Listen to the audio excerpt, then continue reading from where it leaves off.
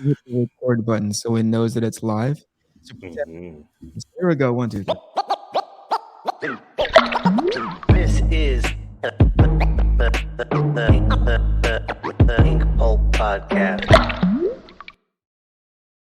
That would have been freaking hilarious if we went an hour and a half and I didn't hit that record button, which would be totally on brand. All right, good morning, everybody. Forgive my crusty old voice. I'm still recovering from being sick. This is episode 131. Damn. 132, and folks, Eric Jesus, is live. one day you get it. No. Listen, I don't count the ones where I'm not on it. You know what I mean? So this is technically 131. How did you boys do last week, by the way? Let's get that out of the way. You guys were doing okay? We You did didn't have awesome. anybody steering the ship. We did amazing. Where'd you go?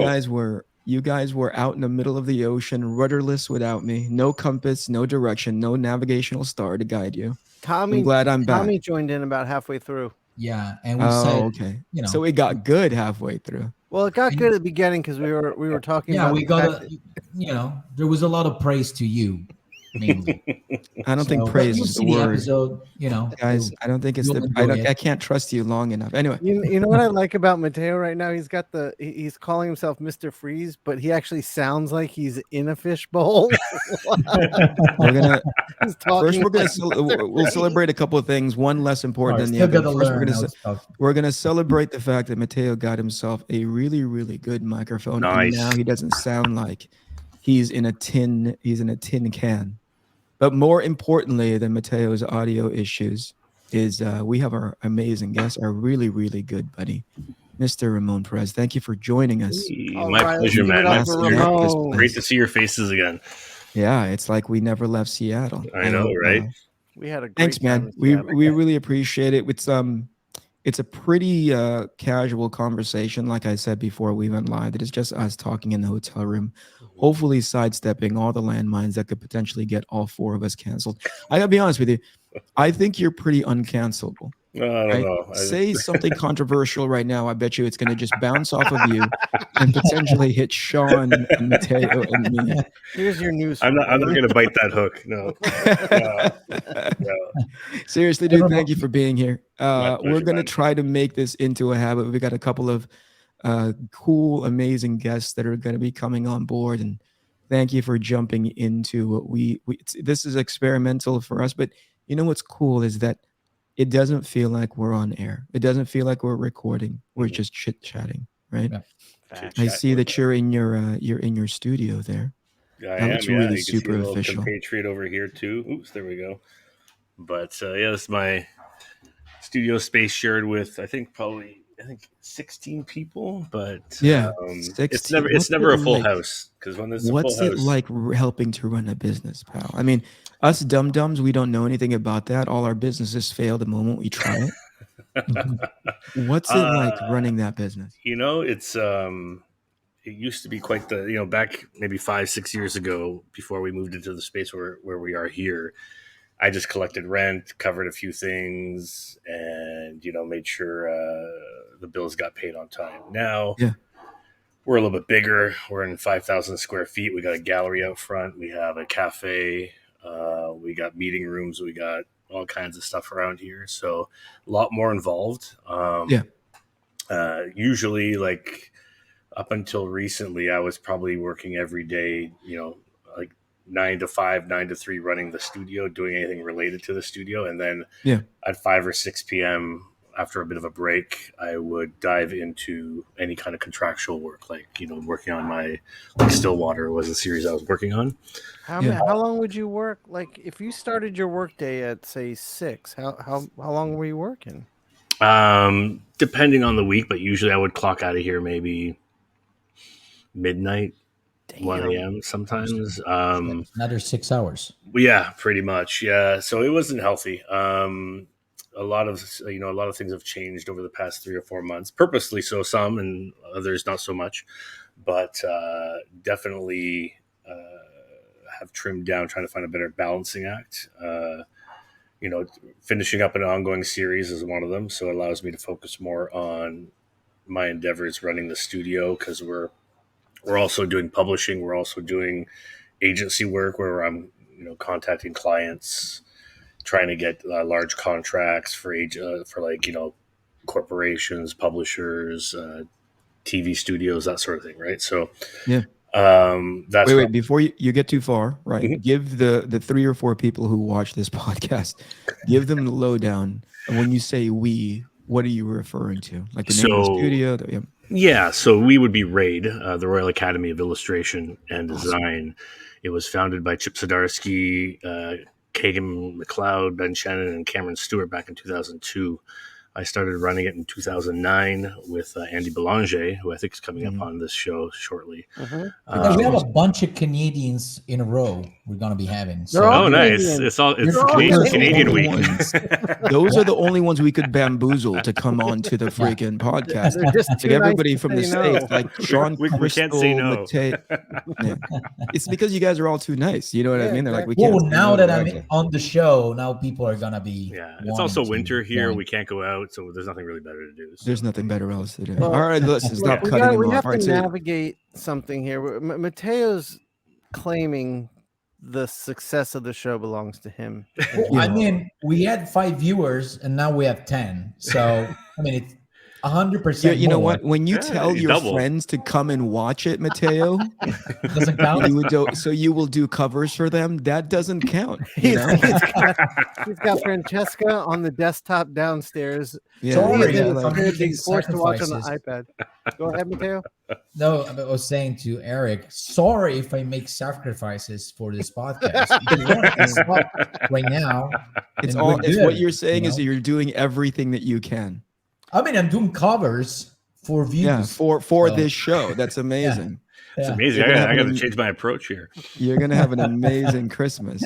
All right, so you started running it in 2009, right? Yeah, with and Andy. from there on down, you kind of took it in earnest. Yeah, so you started losing Yeah. sleep. You started.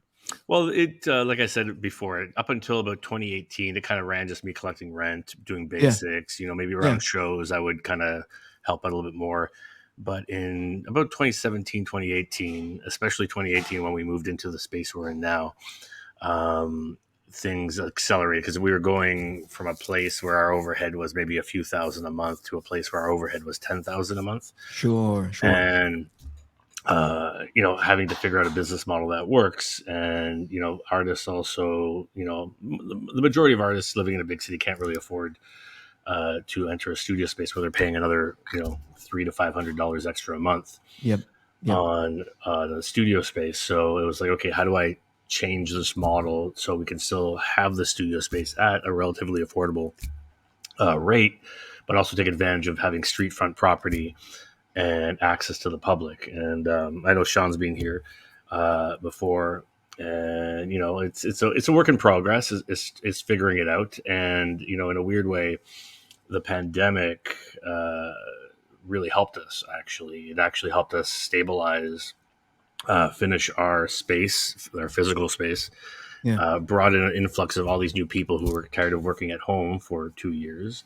Yeah. And allowed us to embark on publishing through Kickstarter, something we kind of endeavored with before, but only we were self-funding before. Now it's like, okay, we're using Kickstarter as a platform.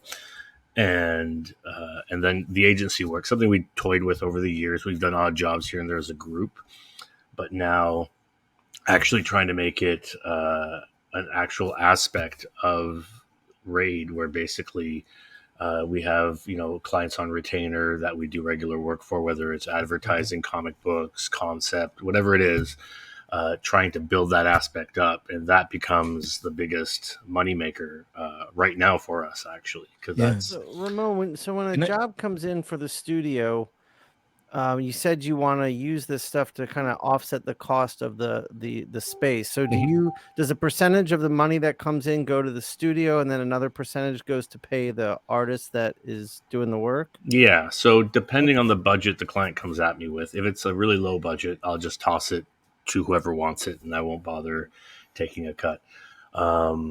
If it's a juicy enough contract, the studio does take a percentage. I run the show initially, and I have a team here of one of my friends, Rob, who I've known for years, has come in over the pandemic, and he started to kind of work as a project manager on some of these things, and basically he'll get a percentage of the contract.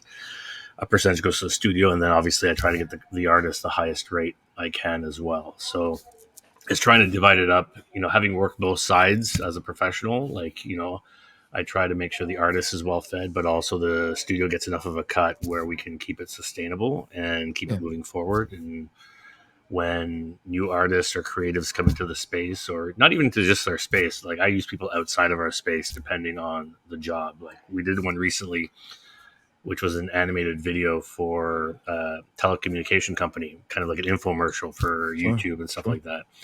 And I had no one in-house at the time that could do it, or if they could, they were busy. So I just went completely outside of the studio to my network, sourced a few bit of talent and got them work and ran it, and we took a cut. But, it builds our brand, it builds our network, and everybody's happy, right? So that's Can I follow up on that with you, Ramon? I think this is coming from more of an inquisitive space, and talk to it in the capacity you feel comfortable with. Right?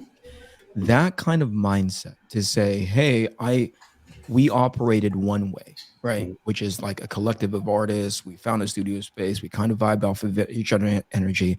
I would say that's pretty, I wouldn't say typical, but that's commonplace. Right?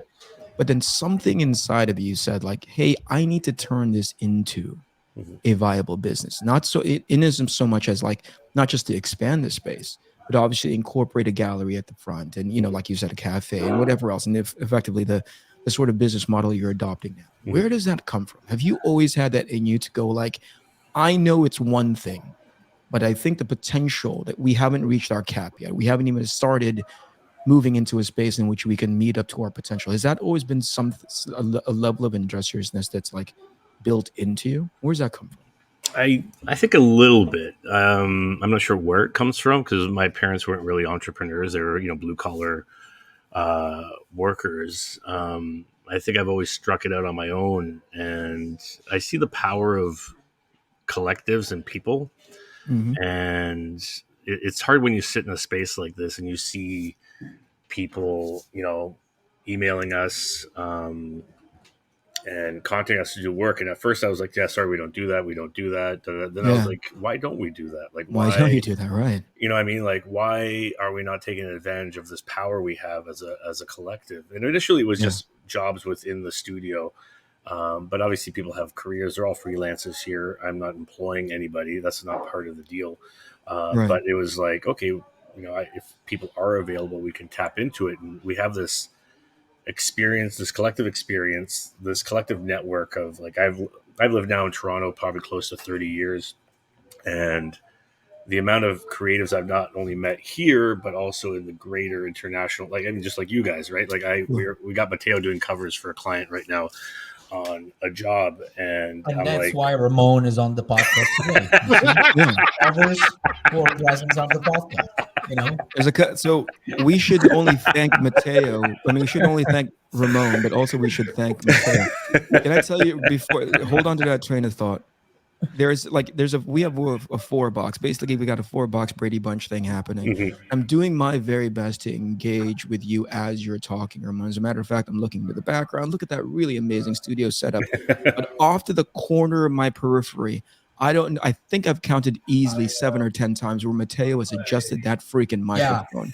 Well, I'm torn. I'm still new to it, so I don't know what's the best way to. Here's the thing. I want to tell him, dude, move it away far enough from your face so that it looks like I can see your face, because part of the draw that's what I was worried about, because I thought it was in position, but then nobody can see my beautiful face. No, you want to cover that up. That's the other part, right? That's there. The flip side of the coin. And I'm like, I don't know if he should move it away from his face because obviously but I'm like, move it closer to your face so we can cover it up as much as possible. Eric, you're giving him bad information. Matteo, move it like this far away. How does it sound? How does it sound here? It sounds good. Beautiful. You sound beautiful. I want to raise your volume. We're gonna work on it, Matteo. Like, okay, to give people context, if you rewind 3 or 4 episodes back, Matteo literally sounded like he was an echo chamber, like he was shooting it in a tunnel under a bridge, and somehow I was somebody gave using him my occupancy in a computer. audio.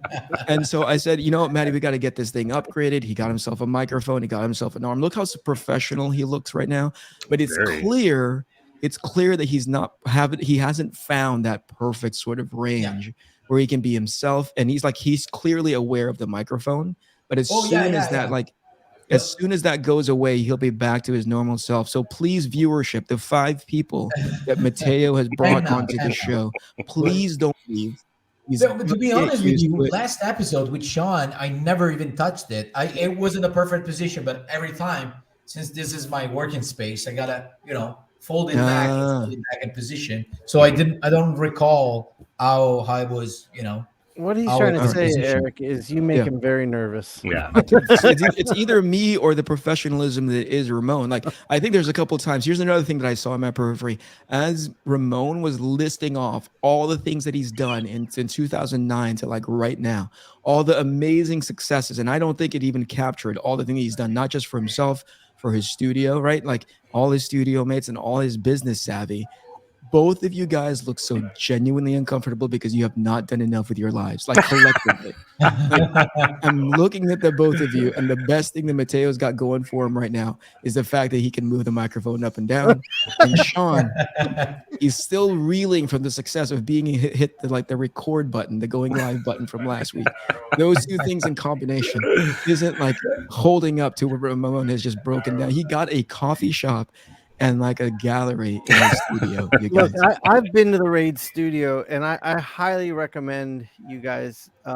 We should all plan one of our cons to Toronto and hang for a few days and go to the studio. It's a fantastic space, and the cafe is amazing. The woman who runs the cafe, is she from Argentina, Ramon? Yeah, she is. Yeah. She's from Mexico, actually. Her husband's from Argentina. Okay, so she makes these Argentine cookies with the coffee, and invite everybody to the they invited you.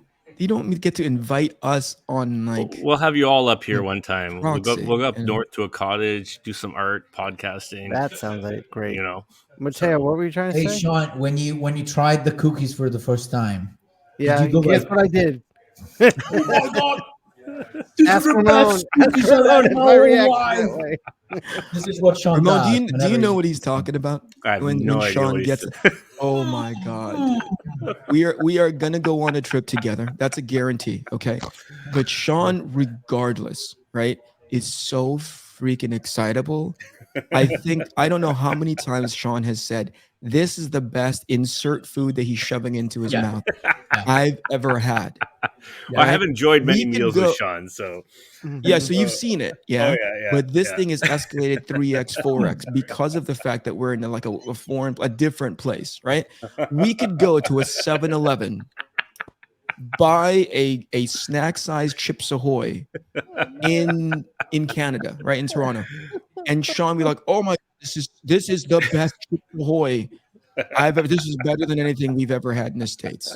I'm like, probably the same Eric, Chips Ahoy. You know what we should do when you guys are here and in Parma and in Como?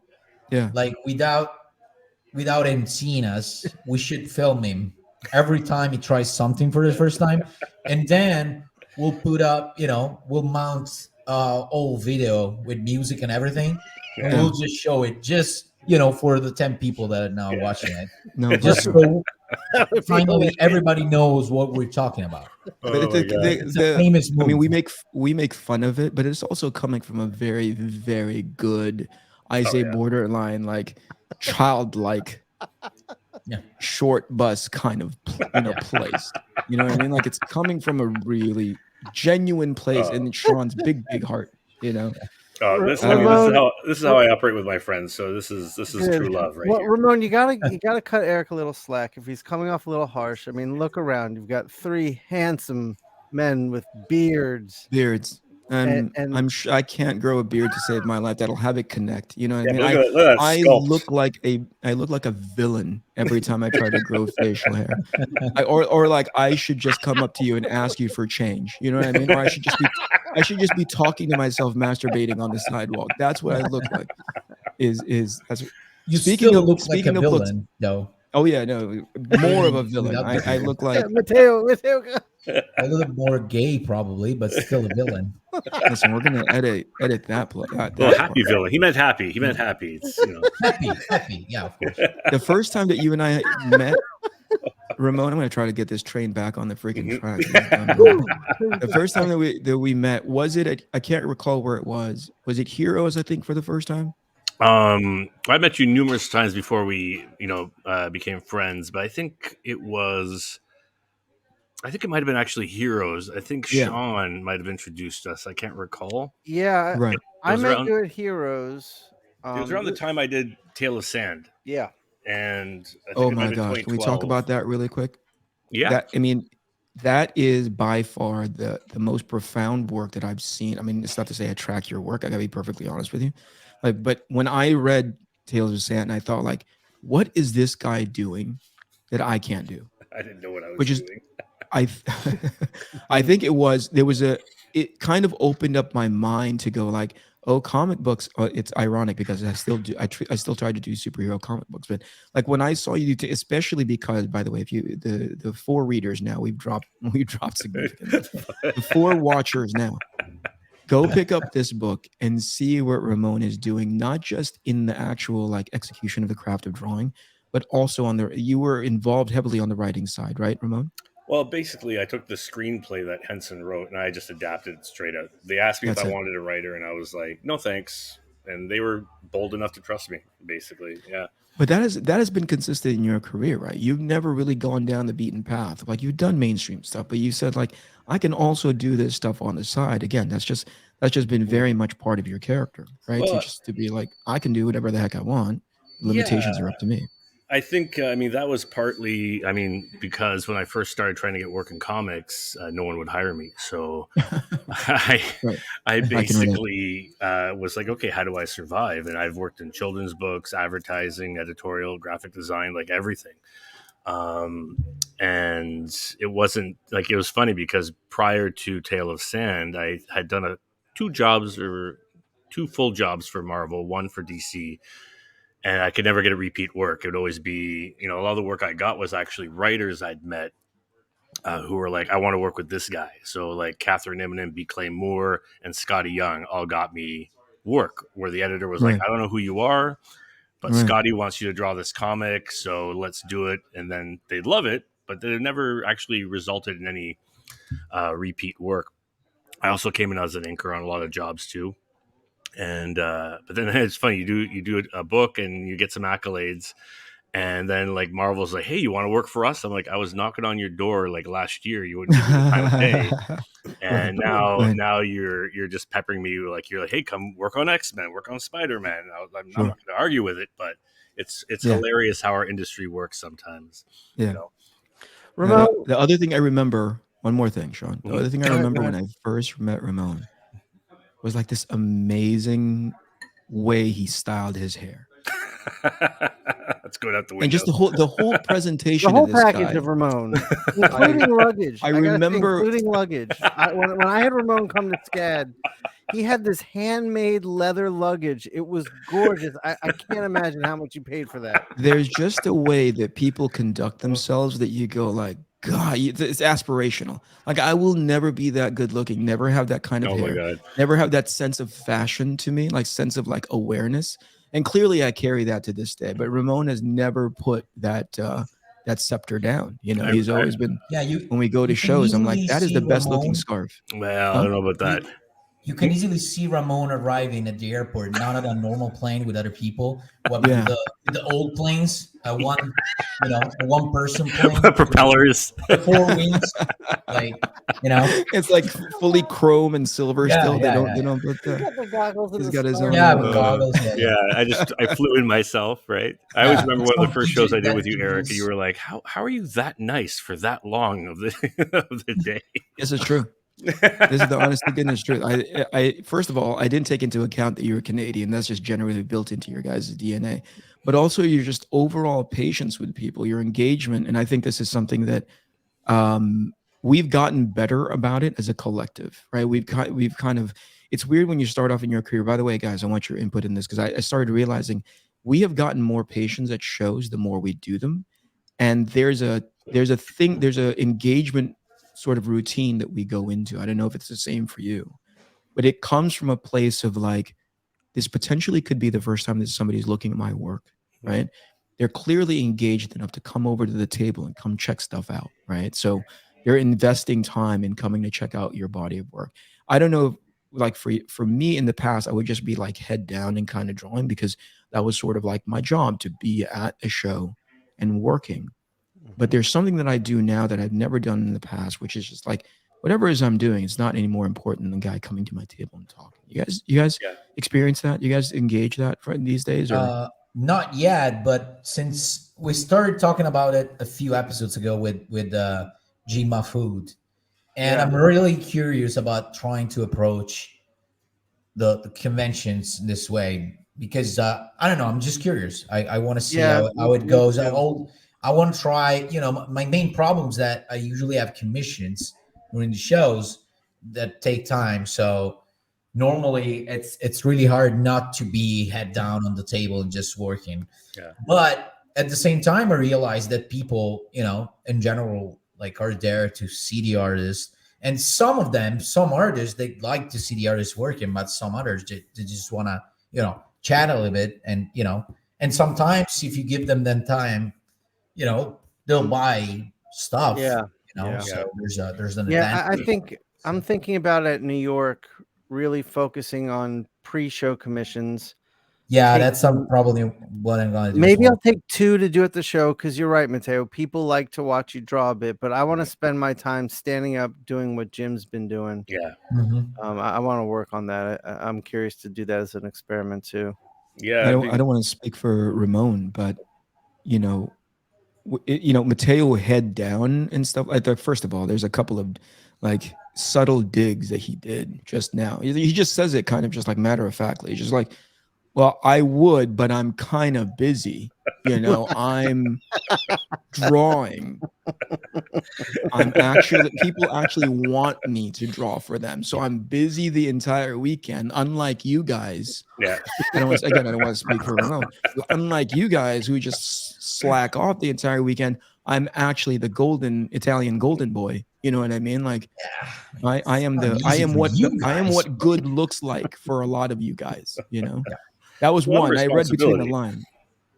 Jokes aside, though, I think Matteo has always been the kind of guy that goes to a show and goes like, "Hey, I am capitalizing on the current thing that I'm working on, and if it happens to keep me busy, then it keeps me busy." There's no getting around. Like, go and earn when you can, But I'd be curious to find out, to learn what you come away with, Maddie, when you're sort of like, "Hey, let me disengage from like being head down and just kind of like answering the bare minimum." And going into a space in which you're actually having extended conversations with people. I'd be curious to know what your experience is on that space. I'm sorry, I cut you off, Ramon. Go ahead, dude. Oh, no, not at all. No, I agree. I mean, I'm not sure for you guys, but I've noticed over the past year, the landscape of Artist Alley has been changing quite a bit too. Oh, we were talking about that. Yeah, we've been talking about that on the podcast a lot. And I've talked to other creators, they're feeling the same way. And my general approach is kind of being to what you're leading into, where there were years where I would just kind of like Matteo, I'm not head down. I'm like doing 15, 20 commissions over the weekend. And I mean, to be honest, I'm actually rather burnt out on it these days. And I'd prefer to do the standing and engaging with people, because you never know who the next, super fan might be, Right. And, when you go down that path, I mean, Matteo's got the great, like, his own properties with different creators. So that's awesome. He's building up his own cult. But I think that's something like, for example, myself, where I worked for DC or Marvel for the past 10 years, my cult is more focused on the heroes and the IPs rather than my stuff. So now it's like, I'm trying to figure out, okay, like as I'm cusping 50, I got to, switch over and try to rebuild my cult in my way. And that's going to be about not necessarily doing commissions, but it's about talking, introducing people to my work, whether it's through prints or books or whatever, right? That's exactly what all of us are doing. And that's been a big theme in the podcast, that right there. Yeah, that's sort of that maturation process and it's a weird kind of thinking, because again, if you're younger at the beginning of your career, I'm not going to fault you for being all about the thing that you're drawing. right? No, Like, not at all. no, breaking, like you just made a good point to say, is like, dude, I've been knocking on your door since forever, and finally somebody opens it up for you. Mhm. Why wouldn't you go full bore and just be like, yeah, I'm the guy who draws X for Yeah. mainstream comic book publisher? That's amazing. Go and do that. Mhm. But somewhere in the back of your head, potentially, you need to start, and I think this is why we love Jim for it so much, is because number one, similar to what you just said, is like, he had to survive, because he had to find a way to survive, because he didn't necessarily have a style that immediately lent itself Mhm. to the kind of success that Marvel and DC potentially could offer for him, Yeah. right? Nothing against that at all. He just understood. So he started the hustle early.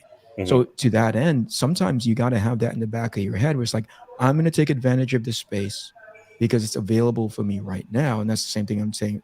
It's in similar theme to what I'm talking with Matteo, which is like, he's getting a lot of heat right now for Yeah. doing whatever. Like Matteo can spit on the wall, and they'd be like, oh, let's do 6 issues of that shit. You know what I mean? Like, Which is, by the way, what I did with Mr. Freeze, right? I didn't say it. It's just I don't even bring it up. You know, the fact that you guys just own up to it now is freaking amazing. And so, like, you know what I mean? Like, so I say go earn as much as you can. But at some point you go like, oh, I'm going to need to, and it might be age, it just be like overall sort of like self-awareness to be like, oh, this isn't going to be sustainable after a certain amount. Yeah. Phone potentially could stop ringing, whatever the situation may be. But I always encourage people at that beginning part of their career, start paying attention to what this can leverage into, right? Because there's plenty of evidence out there, especially when you go to an artist alley. Me, the sobering moment was when I was going through an artist alley of a San Diego Comic-Con, and I was seeing all of these legends that help stand up these kinds of franchises, and nobody was going to their table. And I was like, Yeah. you're the guy who helped sort of like give the best version of Green Lantern that I've ever seen. Yeah. And the best that somebody could come up to, like, maybe you get 3 people, like, you're the Green Lantern guy, you know, Yeah. like you should be drowning in people trying to get your signature on their books, but there's none of that. So that was really the sobering time where I'm like, I need to start paying attention, not at 20, 30, but what 40, 50 looks like, you know, so moving forward. Yeah. And I think I often reference the Wrestler movie. I don't know if you remember that, when he's like, you know, hustling around after his career, and I'm like, I don't want to be that guy. Yeah. And you know, I hold a lot of, I mean, I had a great time at Marvel over the past decade, but it's funny because I'm returning to what I started doing in the early 2000s. Yeah. But back then, while things were building, you didn't have really social media. You didn't have things like, you know, you could do a podcast like this, you could do whatever. Everything was a little bit more investment of time and money, right? And now it's like so easy to do this stuff. So it's funny to come back, circle back 15 years, whatever it is, and go like, I'm literally picking up the wagon train where I left off. And I don't think I maybe gained a little bit over that 10 years at Marvel, but like maybe 5%, 10% of my readers followed me from that point on, right? Yeah. You know what I mean?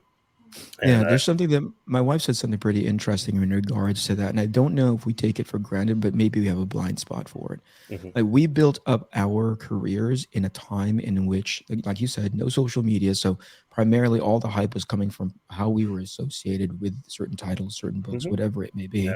But also we had such a huge runway when awareness wasn't as keenly obvious as it is right now. What I mean by that is, like, once you start going with a group of people, as a matter of fact, I found this photo of you, me, Shawn, Francis. Carrie. Well, I know the photo. Yeah. Right. So like, I found that photo and I was like, dude, we had such a great lead-in time to where we are like right now. Yeah. The struggle that most young people are, you know, we say like, oh, so it's so much easier now because there's social media. Those are levers that we can push and pull. But it also has become available to everybody. So now the oversaturation without the runway that we had of like giving people awareness to our work is no longer as easily sort of like available to them, because people are just like, people are just vying for attention now. Oh yeah. Where there was potentially like 100 of us, there is now 100,000 of us. And people are just as good, if not better, than we ever could be back in the day. Oh yeah, right? 100%. But now everybody is also at that level. You know what I mean? Like, everybody's just screaming at the top of their lungs. So that's an interesting concept. It's like, oh yeah, it's so much easier for us now to push and pull on the lever. But it's like, oh, but we had time to build into the audience that we have. No, you know, definitely. some people don't have that anymore. You know. Yeah, no, I mean, back then it was about the work. It was, someone else did the PR for you, the companies, Right. whatever it was, right? And, I remember before I did comic shows, I did RPG and gaming shows. Sure. And, similar audience, but it was just like going out there, and that's where you met your fans. That's where you engaged, right? And, I remember getting like handwritten fan letters that the companies would forward on to me. So cool. You know what I mean? Like, Really? yeah, like back in the day, because it was That's just amazing. like that's the only way they could connect with you, Right? And stuff like that. But it was, and then you met these people at shows later on, and it's funny because I can count a lot of those people. They're still following to this day. It was harder to get to them, but when you locked in on that audience, they were like, "Oh, we're here for life. We've been following you for 20 years, 30 years, right?" That's so freaking cool. Where I think like what you're saying is there's so many of us now. It's just you're a swipe or a scroll. You know, if you're lucky, they pause and then you're like, "Oh, this is really cool." And I'm suspect of that as well. Like I have like folders of art I pull off the online going, "Oh, this is amazing. This is amazing." Do I ever look at it again? Probably not. Like, you know what I mean? Right. But there's so much talent, and especially at a younger age, like it's phenomenal the amount of work coming out there. But you're now vying with 100,000 compared to 1,000 people for work. It's because people are just, it's like they mainline information. You know? Like the stuff we were able to act. I don't want to talk for Matteo because Matteo's like a kid. Do you know that Matteo is 27 years old? No. Today I'm gonna be 26. I go backwards. He goes backwards. Oh, you're like for that character from Mork and Mindy back then. That's where I age myself. No, here's the thing. Like I told this in another podcast. Matteo will always be the age that I meet him. That I met him. Yeah. He's never going to get any older than that. So when he says like, Matteo, how old are you now? 37? 40. Holy crap. He's never going to be any older than 28 in my heart, Oh, but I don't want to speak for Matteo on Matteo's behalf, but I think there's also this thing where you get, and you pointed this out just now, Ramon, which is like, there's a version of confidence that we employ that comes from a very learned and experienced place, right? Again, I don't want to speak for anybody on the panel, but the fact that Matteo can go, I love this about him. He was like, I'm just going to do this book, and I'm just going to release it, right? There's a version of confidence that individual can say that, but that's not coming out of nowhere. That's not arrogance, which is a fine line with a lot of people. I'm just going to release this book and it's going to come out. By the way, Matteo is also very arrogant, but it also comes from like a very confident place to be like, I'm going to make this book and I'm going to see how it does, because somewhere in the back of his mind, he goes like, I built into this career. Yeah. And I think there's going to be a version of success that I can live with, but also, even if it's not as successful, I just get to learn from it. Yeah. You know what I mean? 100%. Yeah. Shawn, can I mention something to you? And I'm going to say it out of as version of kindness. Oh no, here we go. Oh my God. Something bad's gonna be happening. It's coming. That wire from your fucking microphone is bottoming hair. I'm going to send you like a there's a serious OCD. Like a bag of zip what's ties. more annoying, the position on my microphone? Should I add to this? Just put like a mic here, like just like. Matteo is excusable because I think I know the behind the scenes limitations that he has, where he has to mount the mic, and second of all, he's not comfortable with it yet. So eventually, it's just going to be like second nature to him. Shawn has been doing this for a while, and so just like a random fucking wire is going across the screen. It's the weirdest. Yeah, all right. I'm going to send you zip ties. Out of kindness, though, Shawn. Out of kindness. Kindness, I'm going to send you. By the way, I want to get back to what Ramon was saying earlier. In general, you guys were saying earlier about the fact that the attention span is so short now.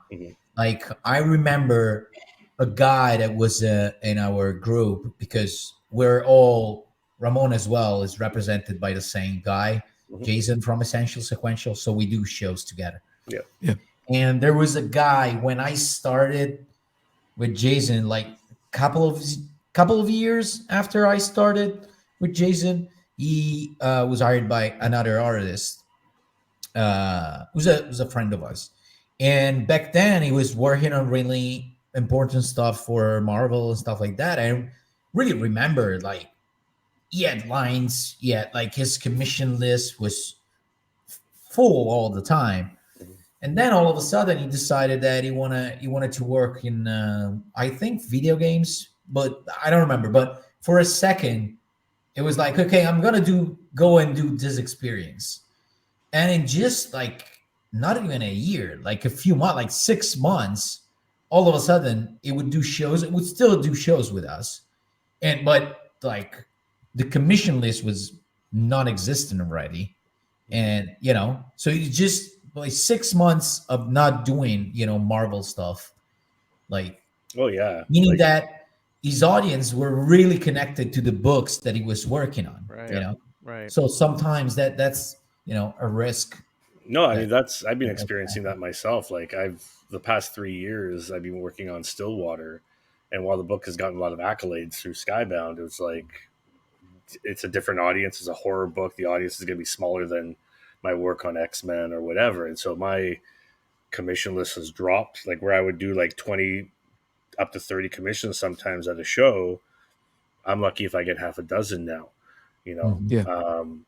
but I mean, I'm not fussed because I'm a bit burnt out, but at the same time, it really goes to show you, if you're not in the zeitgeist of whatever popular book there is, unless you've built up your own popular book, it's difficult. Like I was actually, when we were doing, I did Chicago last weekend or 2 weekends ago, and I was actually, I mean, floored is a strong word, but I was, it was a good feeling when someone came up and asked me for a commission of one of my own characters rather than, a Hawkeye or a Spider-Man or whatever. And I was like, oh shit. Yeah, no problem. You know what I mean? That's awesome. And I mean, obviously that, you build up a series, that image or something like that you're going to get more of that. But to I don't even know what my point was now, but to like, it's a different, Marvel and DC are the big guys out there, and Image and Boom are there as well. But I think, they've gone out of their way, I think, a little bit to kind of blur out artists a little bit. I don't know. Like, there's so much, like, I think it just falls to the spectrum of there's so much art as well that. No, but I think there's something to that. I think there's Go ahead, like, Shawn. What do you no, mean I do feel like there's. I don't know if it's. I can't say it's intentional, but there does seem to be a diminishing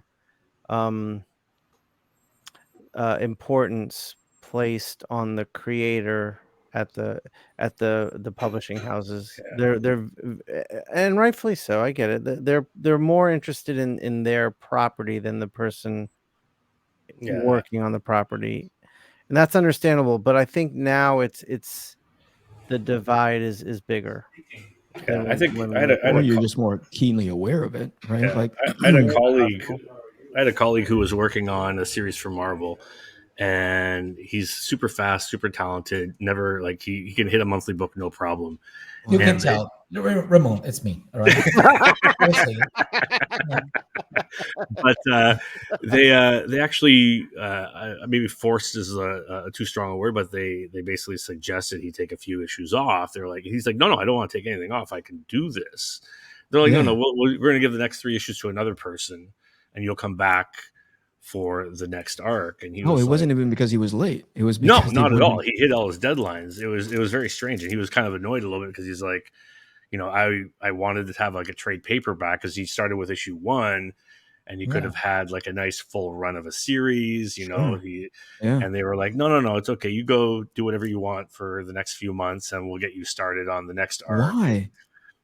I don't know. Maybe the editor owed a favor to a friend, or I have no idea. Makes me wonder, like, they don't want someone too associated with a property. It gives them some negotiating power.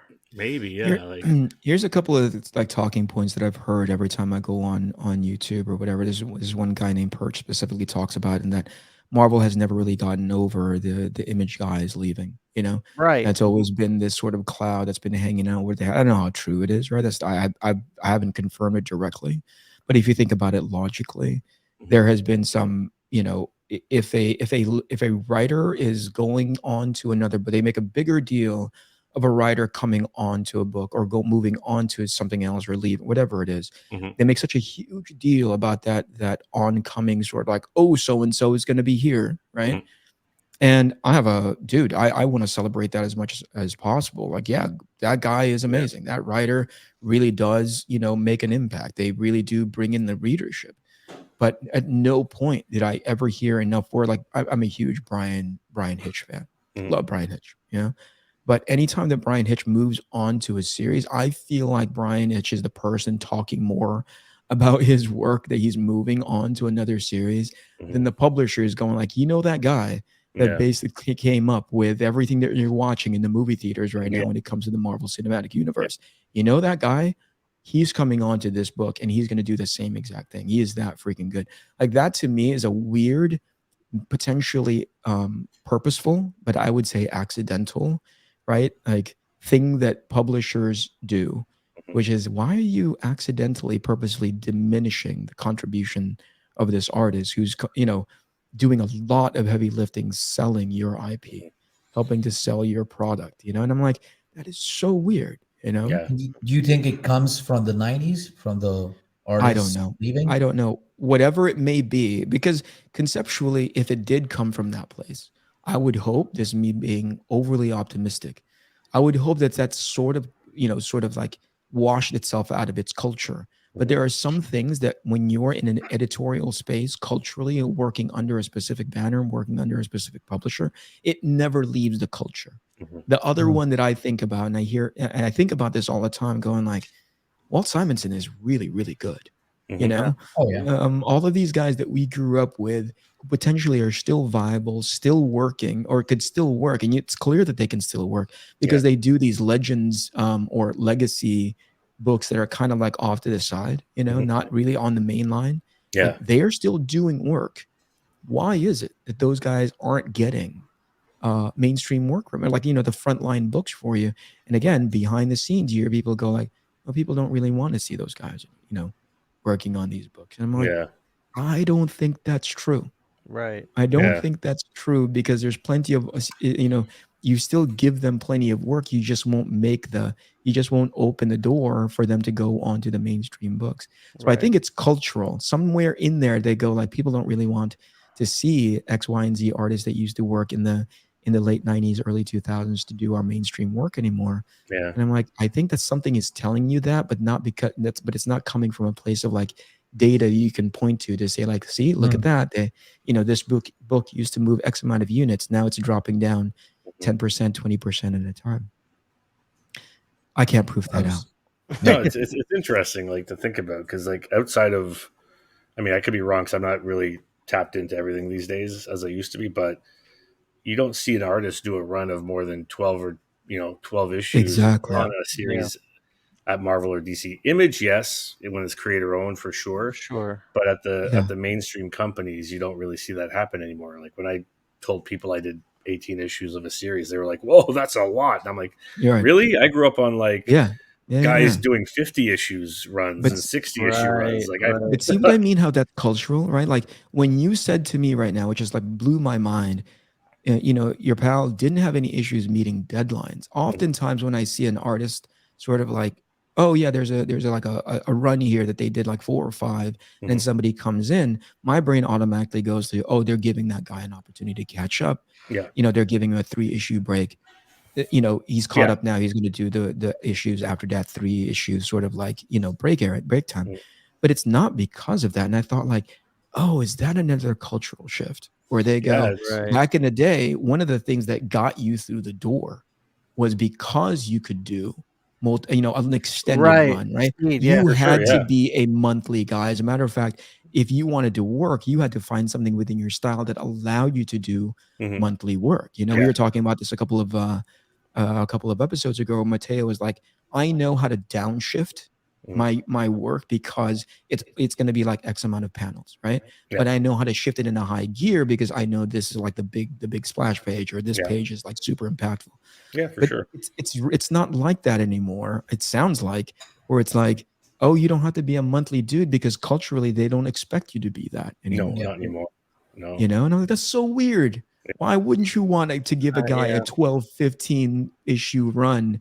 Because not only does it hold some level of consistency that identifies as quality when it comes to a book, but also when that book gets printed into a trade paperback, that's extra business for the creatives involved. That becomes evergreen. That sits not just in comic book stores, but that sits in your main bookstores like a Barnes and Noble or these places that carry trade paperbacks as opposed to single issues. You're effectively taking that off of the table for your artists and creatives.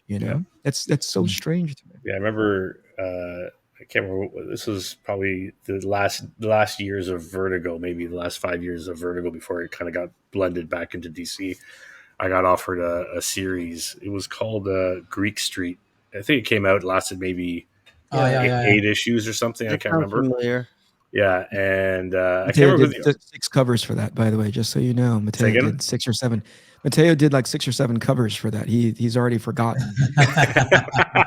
How many fucking covers? I just remember the book because I think a friend of mine did a few issues or all the issues. I don't know, but a friend of mine, an Italian guy. Oh, okay. I mean, like I turned down the job because I remember at the time, I won't mention who the editor was or who the writer. I mean, I can't remember the writer. As a writer, I loved. He was the writer who did, I believe, I want to say Shade the Changing Man or maybe Milligan. Yeah, I think it was Milligan, and I was a big fan of his work. Pat Milligan, yeah. But I was talking to the editor, and they were like, they wanted to lock me in for 50 issues, and I was like, hey, you just don't hear that anymore. But they were like, yeah, we can sign on 50 issues. I was like, oh my god, 50 issues, that's quite a bit, And even the editor was kind of like, to be honest, the series will probably be canceled after 10 or 15. I was like, why would I sign on to this then? If this is how much you believe in the ship is starting to go down before it got off. Will you jump on with me? That was it, right? Hey, you set everything on fire, but can you please hang out with us? So I was doubly surprised with that because it was like 50. I was like, holy shit, that could cover me for the next 5-8 years, whatever that. I'm not even sure what that is, but and then at the same time, he's like throwing a match on the thing already and watching it burn. So obviously I walked away from it, but what a weird sales pitch to get. I know, right? This freaking guy. I got a question. Can you guys, if I mean, not necessarily push come to shove, but like as you are right now, can you do a monthly book? Yeah, I did one. If it wasn't for everything else on my plate, it'd be easier. Basically. Yeah. But even with this stuff on your plate, you could still do a monthly. I think so. It's not my favorite thing because I've kind of grown. I mean, might sound a little bit terrible, but I've grown into the economics of art in the sense that I economize my approach to art on a monthly series because I'm like, this has to be done. And especially with what page rates are, I know everybody gets paid a different rate, but at the end of the day, if I want to make a living wage, what I feel is a living wage, I have to do minimum, bare minimum 1 page a day, but ideally 2 pages a day. If not, when I was working on things like Hawkeye, I was doing 4 pages a day, and I economized my style and I economized my approach, to do the best work I could on a monthly level, basically. You know what I mean? Now, keep in mind, our standard of living is not like Ramon's. Ramon has a private plane. Handmade luggage. That private plane, one person plane from the 40s. He has handmade luggage for every show. Every show is I just toss it after every show. I leave it. Of course. You're not going to use it twice. No, that's just ludicrous. Who would do that? Who would? Shawn, monthly? Can you do a monthly right now? Given the, I've never done a monthly, and going back to what Ramon says, in order for me to economize my work enough to do a monthly, I don't think I have the skills to pull it off to where it's good enough to put out.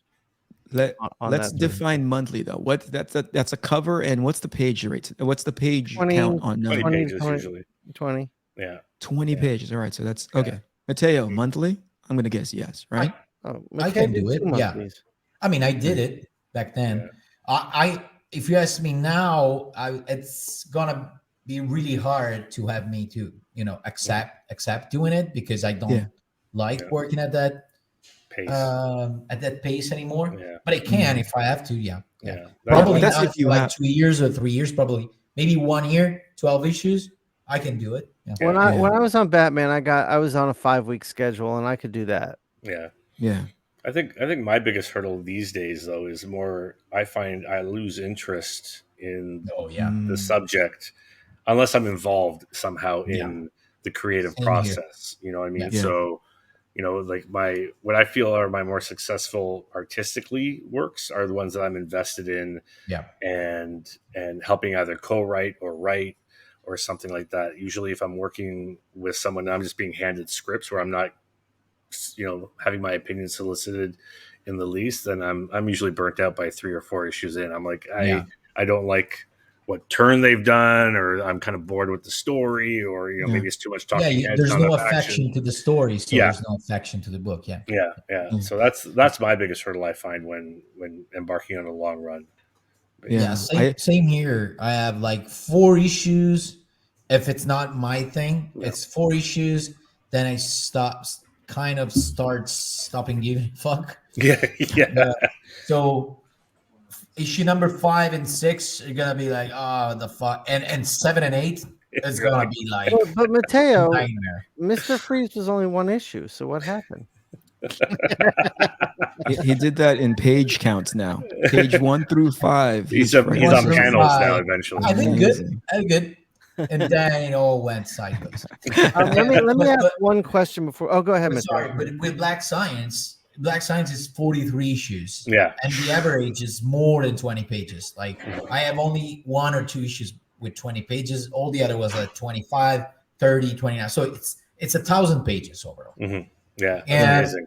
I enjoyed myself, you know, through all and were you deeply involved with the story and like absolutely. We would decide at the beginning of every arc, we would, you know, talk to each other. Nice. And you know, and some of the stuff that happens, I suggested it sometimes, you know. I was like, oh, what about this guy if he dies here instead of there, or if he doesn't die and we keep it for the next chapter and then he dies there, you know, some of that stuff. And happened. then Rick would feed that into the AI like generator. You're waiting for that thing that you decide to be happening. I didn't hear what you said. Sorry. Okay. And so you know, you're excited because you're waiting for that thing that, you know, you came up with to happen. What were you saying, Shawn? I was just saying, and so you gave Rick the idea, then he takes the idea and puts it into the AI generator that Eric was talking about, and if and when Rick hears this episode, he's going to be so upset with you, Shawn. You're going to get a really sternly worded email. But speaking of which, I plugged in something into an AI generator. It's the long form version of ChatGPT, right? Yeah. Just like, hey, generate for me a 3-act structure within 14 pages, right? Including this many heroes in a comic book format. And it did it, right? It wasn't good by any stretch of the imagination. It was formatted perfectly. It understood what a 3-act structure was clearly, and it included like 7 heroes and a main bad guy villain. And I thought like, and I've read, and by the way, in order to get into the exercise of not just talking out of the side of my neck when it comes to like reading mainstream comic, like, oh, all mainstream comic books suck, which they don't, right? No. I'm talking about the stuff that I grew up with. I read it and I was like, oh, this is really underwhelming, potentially because this is not my cup of tea. It's somebody's, but I'm telling you, the thing that this thing outputted is not that much worse than the stuff that I've read just recently, where I'm like, yeah, no, this thing that you just kind of go like, oh, instead of like generic superheroes, make it about the X-Men, right? Yeah. It could potentially be the thing that susses out all these X-Men writers that are like doing such my opinion only, substandard, like underwhelming work. That's the villain, right? And by the way, on the art end, my buddy just sent me on the side a bunch of AI generated images. We make fun of them because like, oh, they can't get hands right. I'm looking at it right now going like, yeah, if somebody ever decides that's a comic book that they want to do in that style, in that look, in that rendering, it can do it. Now, the thing that's working in the overall favor of artists who are looking at this as a threat is that apparently there is a ruling out there that says that AI generated images can't be copyrighted due to the nature of how they scrape that data and assemble Oh, it. interesting. Oh yeah, of Right. course. Yeah, who knows if that's actually been passed? But I know that there has been a ruling that's come down. The nuances of it, I don't know for sure. Mm-hmm. But it's interesting that we're moving into that space now where we're joking about it, and then somebody goes, yeah, and the next X-Men issue is all going to be AI generated, and there's 3 editors involved, and they just prompt the hell out of the next Maybe. They can Magneto, AI Phoenix generate Point. some editors. Edit this comic book. Well, I was talking to during the Barcelona weekend. I was in Barcelona for a show, and some colleagues were talking about AI in general, Mm-hmm. and 2 of them, they work together now. So the artist was like, "Hey, by the way, look at what happened when on an AI image generator, I Yeah. put your script. It gives me a lot of reference material because it's a sci-fi story and stuff like Yeah, that. yeah, yeah. So it just inserted what the script said about a specific scene. So we're in a castle in Yep. Normandy Yep. in 3536, Yeah, and yeah, there's whatever, and the images were amazing. Like it's Yeah. it's great for that, to Yeah, do Yeah, I think it's a good it's tool for that. alarmingly good. more inspiration. It's amazing. I think it's a good tool. Yeah, I agree. Yeah. Let me Yeah. ask Ramon one question before we wrap it up here. So Ramon, I mean, knowing you and also hearing you speak, you have a passion for the projects you want to do and the comics you want to make. Mhm. And then you're also running this studio, and you've got your entrepreneurial side going in there. How are you balancing the two? Well, I'm gonna get the razor ready because it's gonna that is a Shawn vertical or horizontal razor cut question.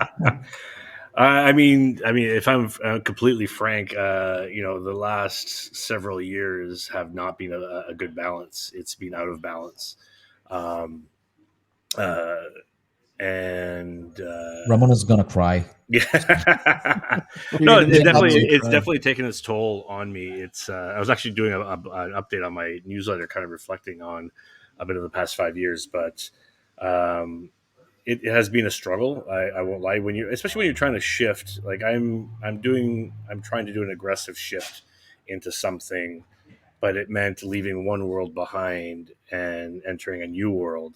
But you can't do that overnight. You can't just, you have Right. obligations. You have to, Right. so um, it was difficult, and my life work balance was out of whack. Of working too Sure. much, Yeah. it definitely affected relationships and stuff. But these kind of things you learn from it. And I know I saw my light at the end of the tunnel.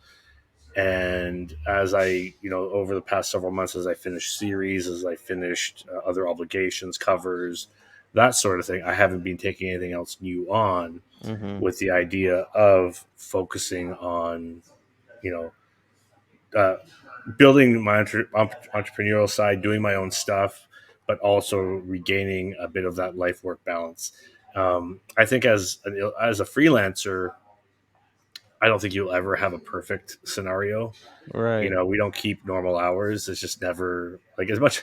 Probably most people we've been doing this for probably 25 to 30 years in some capacity or another, and has it ever been perfectly balanced ever? You might have sweet spots here or there, Yeah. but it'll always kind of fall out of whack. It's just, I think my goal now is just to get it as close to more sweet spots as possible. Got it. That's a great way to put that. I mean, because I love what I do. And so, like I remember my ex would be like, "Oh, you're working late all the time." And I'm like, "Yeah, it's work, but it's not work. It's a passion." Yeah. It's like Yeah. some of it, yes, is work. And that's the stuff I'm trying to cut off the table and leave behind for the most part. Obviously they'll have to happen here and there, but I want to be there. I don't mind working late at night when I'm in a groove, when I'm excited about what I'm working on. Right. I love living in that world. It's just balancing out that world with the days where like, okay, if I do a late night once or twice a week, I'm going to do early nights other days, and try for the most part, weekends off, or maybe weekends off from work, but maybe I still sketch in my sketchbook or something. Right. I don't know. It's still a work in progress, but it's definitely been the last, especially 5 years, 4 or 5 years, particularly, have been quite difficult in gaining the life work balance, and that's kind of my goal I've set for myself for this year. Yeah, and it's getting better. Like, I'm taking That's good, weekends man. off now. That's great to hear, man. You know what I mean? And yeah, and that's, I mean, sometimes it's like you're on a journey and you don't know when you're actually going to get there, Yeah. but that's that light at the end of the tunnel. So hopefully, yeah, I mean, for me, it's like I always say, you just got to have faith, kind of like what you're That's talking awesome. about, whether it's putting out a book that you don't know how well it's going to do, but you just got to do it to satiate that side of your creative nature, your curiosity, whatever it might be. Like, I think all of us do what we do because we're curious, we're restless, and we're excited about the next thing, right? Sure. What Well, an now that you've seen amazing how fun positive it note. is to do shows with us, you have to, take at least a couple of weekends off every year. Yeah. This is Oh Shows no, with us. yeah, no, 100%. And I love doing shows, especially like seeing you guys in Emerald City was fantastic. And walking 5 miles every day. I think I trimmed down a little bit after that, but it definitely is, yeah, and choosing these kind of things to, like, that is also a beautiful part of what we do. Like, I did the show in Spain, Aviles. I don't know if you've ever done it, any of you have done it, but I had a great time there, hung out with friends, met new friends who are probably going to be lifelong friends. You know what I mean? Nice. And doing some travels. Super jealous that I'm not joining you guys in Lake Como, but that's going to be an experience. That's Matteos. But that's going to be an experience that you have forever, right? That's Sure. that's part of the great absolutely. benefits of what we do, right? Sure. Yeah. I love that. Listen, shit, we're dragging you along with us One day. next one of these things that we do, man. Yeah. 100%. I've been talking to Ramon about going to that Aviles show. That would be fun. Yeah, if we and could do that. I talked to the organizer, and he was like, "Yeah, let's for next year. Not this year; they're already booking in people, but I love going with a clan of a crew and just having fun because as much as the show is fun, the dinners at night were amazing, and the drinks and just catching up and just sitting, kicking back at the hotel room and chatting. Breakfast. And, Don't forget breakfast. Yeah. All right, listen, we are 7 minutes above our typical hour. We're gonna end it there because that's so freaking positive. The way Shawn opened up that question, I was like, let me go get something that will make me happy. The last question every time. At the end of the podcast, Shawn is going to be asking that question. Shawn's like, see how this is like. So, by the way, the way you answered it, Ramon, is probably, there's a lot of great takeaways there. I'm always worried that we're talking in a very specific sort of like echo chamber when it comes to people who have a general experience, right? But the way you explain it later on is like, you just got to go have faith and believe and go and do the thing that makes you, the thing that gets you up in the morning and start drawing, right? Yeah. So you find the thing that you love and keep doing that. As generally applicable regardless of where you are in your journey in your art. But the way Shawn phrases that question is just like, did you see like the frame in his side? It went monochrome, it went black and white. And it started vignetting at the corners. It just started getting really freaking I think bleak. we're gonna add that effect. I'm gonna zoom in, tears roll down. Here comes the question. Yeah. You know what I mean? And bring in the violin. All right, we're gonna end on that. Ramon, thank you so much, gentlemen. Thank you for doing this over. Thank you, Ramon. We love you. It's been a pleasure, over man. again. Thanks, Ramon. I'm gonna hit this bumper now. All right, gentlemen. Have a great day. This is the INKPULP Podcast. This is the INKPULP Podcast. Comics, hip hop, life.